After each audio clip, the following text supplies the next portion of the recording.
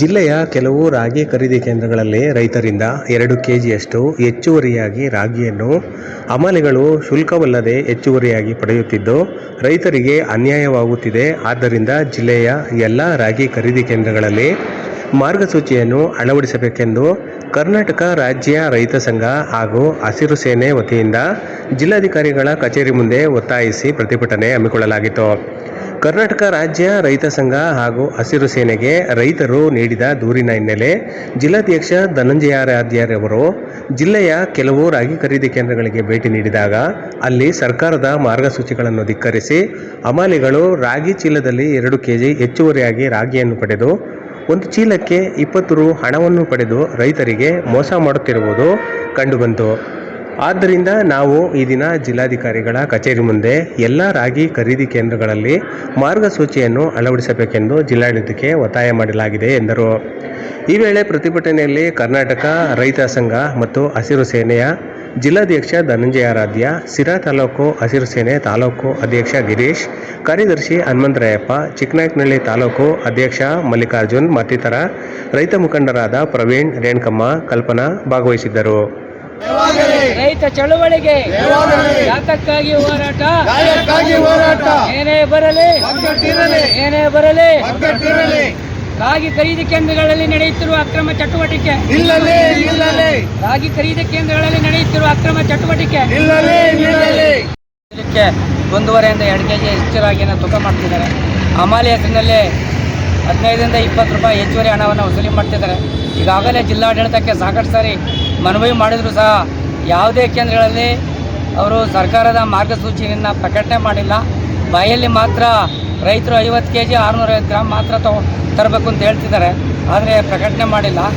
ಮತ್ತು ಹಮಾಲಿ ರೈತರೇನು ಕೊಡೋಂಗಿಲ್ಲ, ಖರೀದಿದಾರನೇ ಬರೆಸ್ತಾನೆ ಅಂತ ಹೇಳ್ತಾರೆ. ಆದರೆ ಪ್ರತಿ ರೈತರಿಂದ 15ರಿಂದ 20 ರೂಪಾಯಿ ಪ್ರತಿ ಚೀಲಕ್ಕೆ ಹಮಾಲಿ ಅಂತೇಳಿ ರೈತರನ್ನ ಶೋಷಣೆ ಮಾಡ್ತಾಯಿದ್ದಾರೆ. ರೈತರಿಂದ ಹಣವನ್ನು ಲೂಟಿ ಮಾಡ್ತಿದ್ದಾರೆ. ಕೂಡಲೇ ಇದನ್ನು ನಿಲ್ಲಿಸ್ಬೇಕಂತೇಳಿ ಒತ್ತಾಯ ಮಾಡ್ತಾಯಿದ್ದೀವಿ. ಜಿಲ್ಲೆಯ ರಾಗಿ ಖರೀದಿ ಕೇಂದ್ರಗಳಲ್ಲಿ ಹುಳಿಯಾರು, ಚಿಕ್ಕನಾಯಕನಹಳ್ಳಿ, ಸಿರಾ, ತುಮಕೂರು ಮತ್ತು ತುರುವೇಕೆರೆ ಕೇಂದ್ರಗಳಲ್ಲಿ ಖುದ್ದು ಭೇಟಿ ನೀಡಿ ಪರಿಶೀಲಿಸಿದಾಗ ಕಂಡಂಥ ವಾಸ್ತವ ಸ್ಥಿತಿ.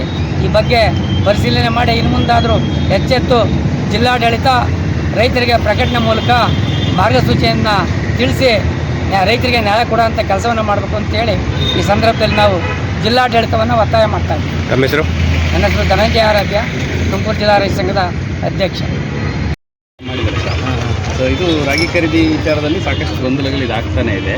ಈ ವಿಚಾರಕ್ಕೆ ನೀವು ಈಗ ಜಿಲ್ಲೆಯ 10-11 ಕಡೆ ಈಗ ರಾಗಿ ಖರೀದಿ ತಾನೇ ಪ್ರಾರಂಭ ಆಗಿ ಒಂದು 8ರಿಂದ 8 ದಿನ ಆಗಿದೆ. ಸೊ ಸಣ್ಣ ಪುಟ್ಟ ಸಮಸ್ಯೆಗಳು ಅಲ್ಲಲ್ಲಿ ಮಧ್ಯೆ ಇರ್ತವೆ. ಆ ಸಣ್ಣ ಪುಟ್ಟ ಸಮಸ್ಯೆಗಳನ್ನೆಲ್ಲ ಈಗ ಬಗೆಹರಿಸ್ತಾ ಇದ್ದೀವಿ ಒಂದು ಕಡೆಯಿಂದ.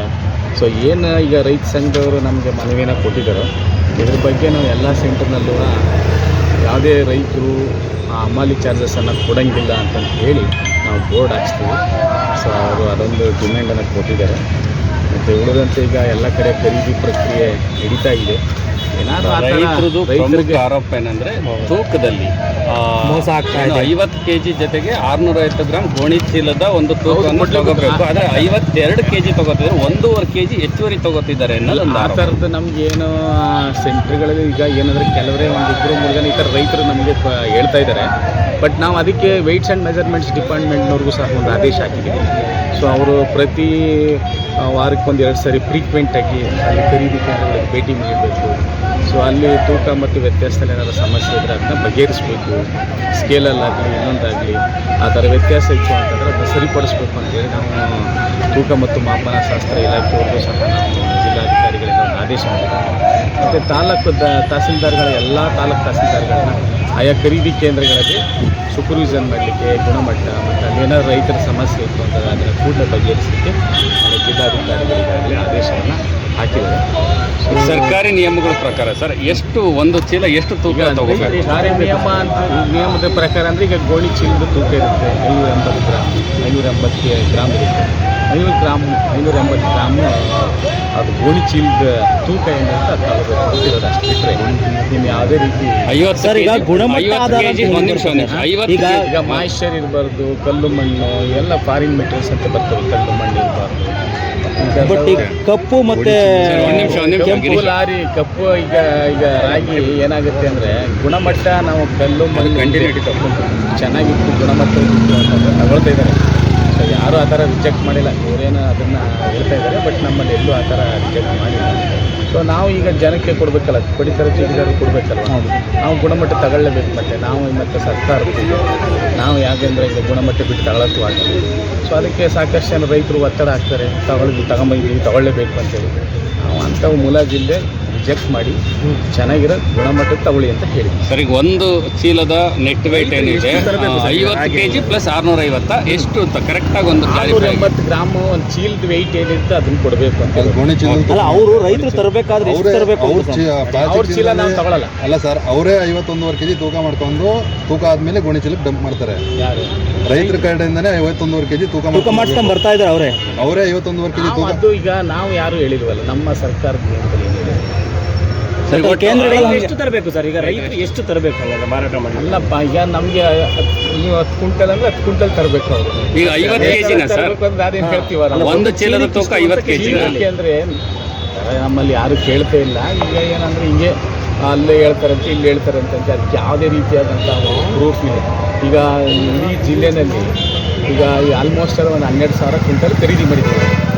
ಎಲ್ಲೂ ಆ ಥರದ ಒಂದು ಸಮಸ್ಯೆ ಇಲ್ಲ. ಮತ್ತು ಹಂಗೆ ಮಾಡ್ತಿದ್ರೆ ಹಿಂಗೆ ಮಾಡ್ತೀರ ಅಂತಂದ್ರೆ ಹಿಂಗೆ ಹೇಳ್ತಾನೆ ಇದ್ದಾರೆ. ಮತ್ತು ಯಾವುದೇ ರೀತಿ ಆಧಾರಗಳಿಲ್ವಲ್ಲ. ಪ್ರೂಫ್ ಈ ಕಡೆ ಕೊಡಲಿ, ನಾವು ಅದನ್ನು ಚೆಕ್ ಮಾಡಿಸ್ತೀವಿ, ಕ್ರಮ ತಗೊಳ್ಳಿ. Thank you sir. ನಾವು ಹೋಗಿ ನೋಡ್ತಾ ಇರ್ತೀವಿ ಮತ್ತು ಜಿಲ್ಲಾಧಿಕಾರಿಗಳು ನೋಡ್ತಾ ಇರ್ತೀವಿ. ಎಲ್ಲೂ ಆ ಥರದ ಸಮಸ್ಯೆ ಇಲ್ಲ. ನೀರಿನ ಸಮಸ್ಯೆ ಇತ್ತು, ನೆರಳು ಸಮಸ್ಯೆ ಎಲ್ಲ ಸರಿ ಮಾಡಿದ್ದೀವಿ. ಶೌಚಾಲಯ ಸಮಸ್ಯೆ 50 kg ಬ್ಯಾಗಿಗೆ 650 ಗ್ರಾಮ್ ಹೆಚ್ಚುವರಿಯಾಗಿ ರಾಗಿ ಹೆಚ್ಚುವರಿ ತೂಕ ಇರಬೇಕಂದ್ರೆ 50 ಪ್ಲಸ್ 650 ಗ್ರಾಮ್ ಚೀಲದ ತೂಕ, ಗೋಣಿ ಚೀಲದ ತೂಕ. ಗೋಣಿ ಚೀಲ. ಬಟ್ ಅವ್ರು ಯಾವ ಚೀಲನ ತರಲಿ, ನಿಮ್ಮ ಚೀಲಕ್ಕೆ ನೀವು ಡಂಪ್ ಮಾಡ್ಕೊಂತೀರ ಅಷ್ಟೆಲ್ಲ ಸರ್? ಅವ್ರು ಯಾವ ಚೀಲ ತಂದ್ರೆ ಅವ್ರ ಚೀಲ ನಾವು ತಗೊಳ್ಳಲ್ಲ. ನಮ್ಮದೇ ಚೀಲಗಳಿದೆ, ಸರ್ಕಾರ ಪ್ರೊವೈಡ್ ಮಾಡಿರೋ ಇದು ಚೀಲಗಳಿದೆ, ಆ ಚೀಲಕ್ಕೆ ನಾವು ತುಂಬಿಸೋದು. ಸಮಸ್ಯೆ ಏನಾಗ್ತಿದೆ ಅಂದರೆ ಸರ್, ಇಲ್ಲಿ ಕೇಂದ್ರದವರೇ ಹೇಳ್ತಾ ಇದ್ದಾರೆ 51 kg ತೂಕೊಂಬರಬೇಕು, ನಾವು ಅದನ್ನ ಡಂಪ್ ಮಾಡ್ಕೊಳ್ತೀವಿ ಅನ್ನೋ ಒಂದು ಕಾನ್ಸೆಪ್ಟ್ ಇರುವಂಥದ್ದು ರೈತರಿಗೆ. ಆ ಥರ ನಾವು ಇದ್ದರೆ ನಾವು ಎಲ್ಲರಿಗೂ ಹೇಳ್ತೀವಿ. ಆಲ್ರೆಡಿ ಸಿಕ್ತಾಗಿ ಎಲ್ಲರಿಗೂ ವಾರ್ನ್ ಮಾಡಿದ್ದೀವಿ.